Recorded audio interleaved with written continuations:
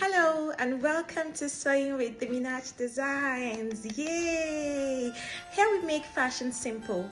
Whether you're a complete beginner or looking to sharpen your sewing skills, this is the right place for you.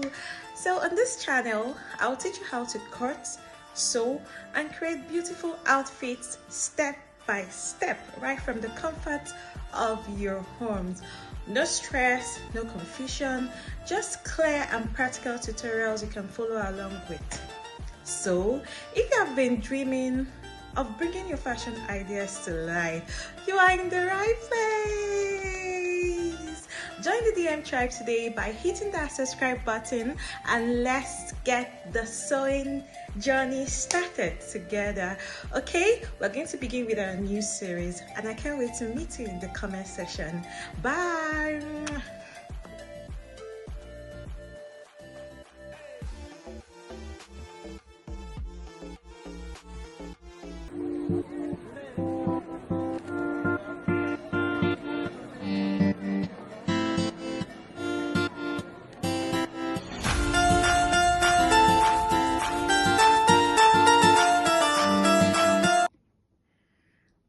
Hello DM tribe, welcome to the Minaj Designs Online Academy, and in this class today I'll be taking you through how to take body measurements. So join me and let's go. So the first measurement we are going to be starting with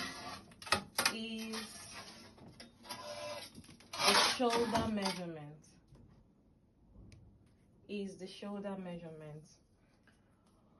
So to take the shoulder measurement, you put your tape measure this way and this way. Now what are you looking for? See the way I placed my tape measurement, I'm getting 14 here. What you're basically looking for is this middle bone here that connects the hand, this middle bone here, and the other middle bone here. That is what you're looking for. So you place your tape measure from one point of the bone here to this other end. You don't need to take it up this way, no. Just put it this way so that you get it accurately, okay? So that's it for the shoulder measurement. The shoulder measurement basically is needed for every dress that you make. Except it's going to be an off-shoulder dress, of which you still need it before you start adapting your basic bodies to an off-shoulder wear. So the next measurement, okay, before we even go through all that, let me differentiate the two types of measurements that we have. We have the circumferential measurements, which are basically measurements that go this way, and we have the vertical measurements, which are the measurements that run from the shoulder bone on top here down, or that just runs down to any part of the body. So the next measurement that we are going to be taking are the vertical measurements. We've already taken the shoulder measurement, which can also be referred to as a circumferential measurement, but let's go through the vertical measurements. Now I'll take the bust point. The bust point of this is 11. 11 is the bust point for this mannequin, okay? So how do you get this bust point? You place your tape measure from the base of the shoulder here. Please don't go too high. This is too high. This is too high. If you go too high, you add to the measurement. See, I'm getting 11 and a half, which is wrong. So you place it at the center of the shoulder this way because of the slant, and you get 11. Now if you're measuring the bust point, the bust point would not need to hang up, and it will not go too down. to just be on the point. So most times you could ask your client or your customer, madam, please, where is your bust point, just to make sure that you're taking the accurate point. They know, and they will direct you. So you just place it and you get what you want. So for this mannequin, it is 11. Okay, so the next measurement from this point now is the underbust measurement. The underbust measurement. And the underbust measurement of this mannequin is 15.5. Now, this is not a real body, but it can pass. Okay, so when you're measuring the underbust, assuming is a human now that you're measuring, please pack the bust and make sure that you're getting the exact measurement. If you don't pack it, you might have a shortage of either ½ inch or 0.25. okay, so the next is the half length measurement, which is which some people refer to as the waist. Is the half length measurement. So the half length measurement, what you should be looking for is the tiniest point, this curve now. This point is the half waist measurement. So for this mannequin, I'll go with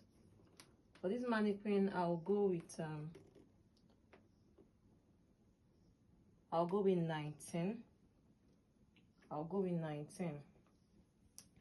Now, the next thing that you might want to take is the full top length. Now, depending on where your client wants the top length to be, or most times for an average person, the top length is usually between 25 to 26. But you can ask your client where they prefer their bust and their top length to be. Okay, so these are the basic measurements for the vertical for a top. All right, so we've taken the shoulder to nipple point, we have taken the shoulder to under bust, we have taken the shoulder to the half length, and we have taken the top length. Okay, so now let's talk about the circumferential measurements, of which we have already taken the shoulder. The next thing that I would like to take is the bust measurement. The bust measurement. Now, when you're taking measurement for the bust, or your client generally, please do not stand in front of the client this way. Make sure you tilt to the side. That way you get a full grip of what you're measuring. That is one tip. Please write it down. Secondly, if you're taking the bust measurement, make sure that you're taking it through the fullest part of the bust. That is 2. Thirdly, make sure that the back of the bust that you're measuring should not slack this way. Endeavor to raise it up so that you get accuracy in your measurements. When you allow the tape measure to slack downwards this way, you are invariably adding to the measurements of your client. So I'll take that again. Okay, so you take the bust measurement. See how I'm holding it firmly, firmly. Please do not put your fingers inside if you're taking the bust measurement. Do not put your fingers inside. Now, when you must have taken the measurement, because it is a mannequin, it will keep slipping. But if you're taking the bust measurements, you ensure that after you have taken what you want, you try to move the tape a little bit around the person to ensure that the tape is not pressing down your client's bust. Okay, so here we are getting 37 for the bust measurement. So the next thing that we are going to take is the under bust round. Under bust round, because this is a mannequin, like I said earlier, we might not basically get the best, but if it's a human, you get the best. So for this mannequin, we'll work with 29. Now the next is the half length, which is the waist, also known as the waist. So we get 25 for this mannequin. Now I wanted to give you a tip. Now, for you to get, because we Africans, our body shape is not always this perfect, especially the women. So for you to get the accurate curve, that curve in your client, most of the times you can get another tape measure like this, tie it round your client and look for the tiniest part. Then when you must have gotten that tiniest part, you can now measure around that point. That is one tip. Secondly, you can just simply ask your client to tilt to the side this way. So that way you can use your hand to feel the tiniest part. So you can place your hand there and now measure around to get the accurate waist measurement for your top. Okay, so the next thing, usually if you're making a gown, you go ahead and take the hip measurement, which we can also use to cut the lower part of the top. Okay, take the hip measurement. Now for the hip measurement, the same thing you applied while measuring the bust, you still apply it.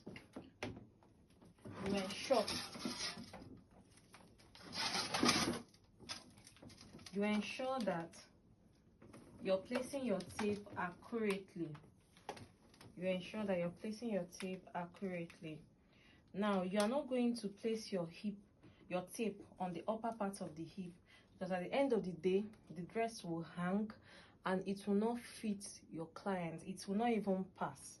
So you ensure that you're using the fuller part of the hip,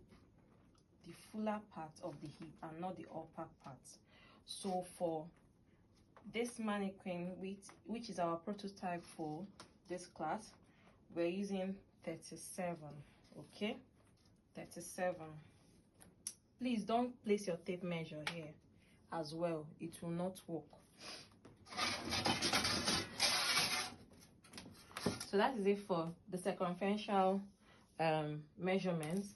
If it's a trouser that you are making, you can ask your client where he or she places her trouser. Most of the time, some people prefer the high waist. You can take it around here the same way you take the waist.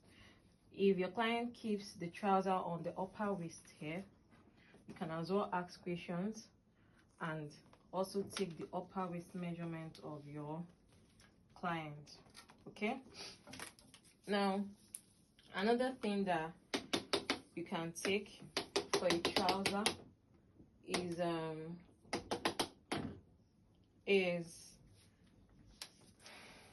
the tie measurement. While taking the tie measurement, please do not take the tie measurement this way and think that the trouser will fit well. It will end up being tight.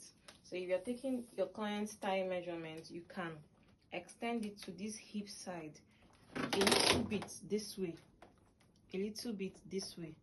so that there will be room for your client to move.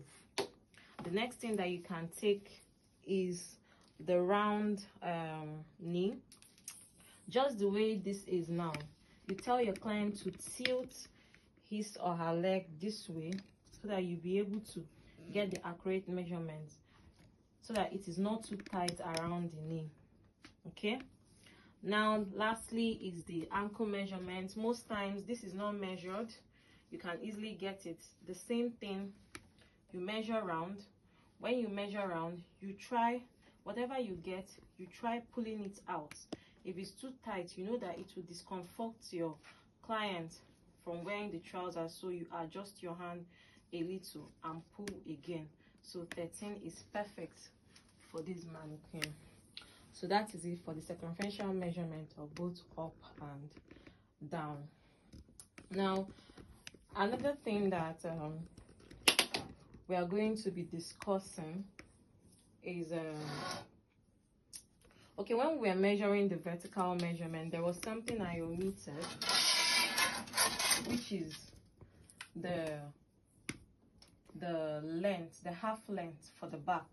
Okay, now because the front and the back is not usually equal, because the front usually accommodates the bust.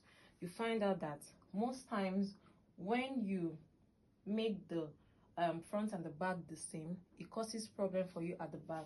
Most times when you see some designers make clothes and it has bulges at the back, this zip side, this is one of the issues. So you learn to measure the half length of the back separately and that of the front differently as well. Now, if you noted, when we were taking measurement for the front, we got 19 as the half length of the front. Now we are getting 16 as the half length of the back. So you should make room for this and write it down, okay?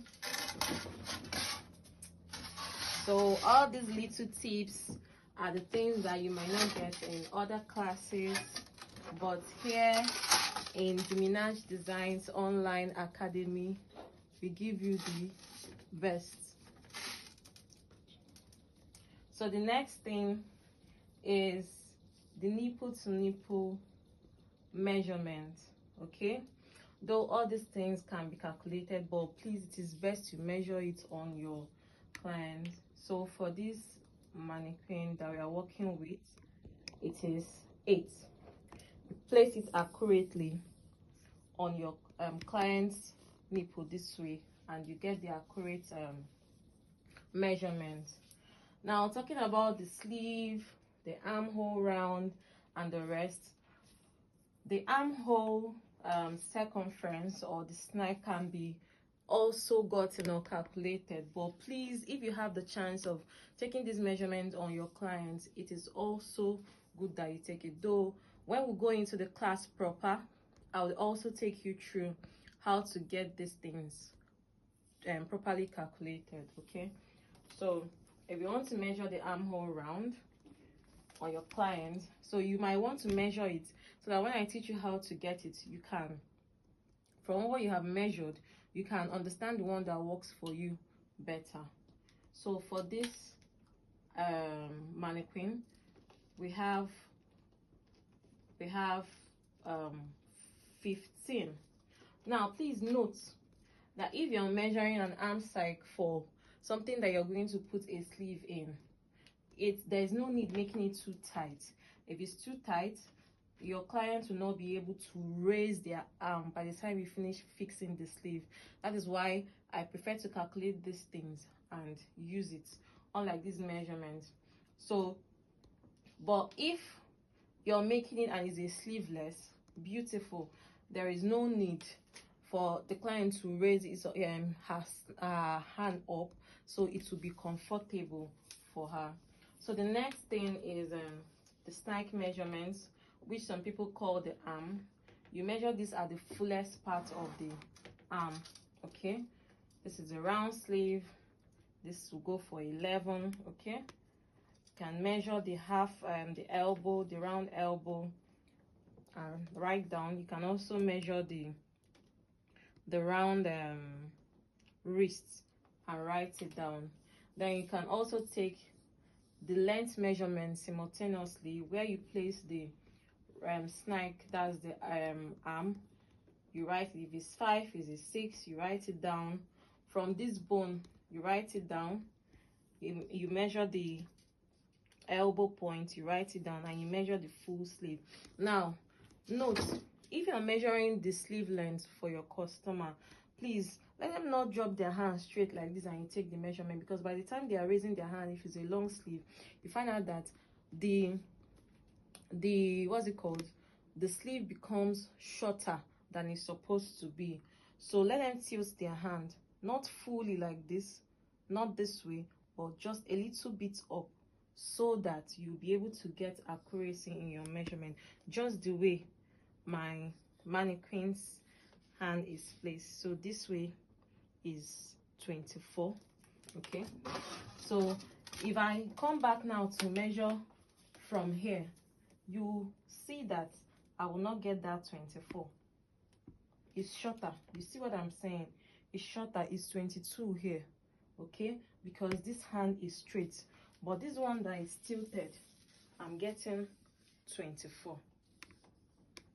I hope it's clear. I really hope it's clear. Okay, thank you. Thank you. Joining us for today. If you want me to continue making videos, educative videos like so, please like, share our videos, and subscribe to this channel in order to help us continue making such videos. Thank you.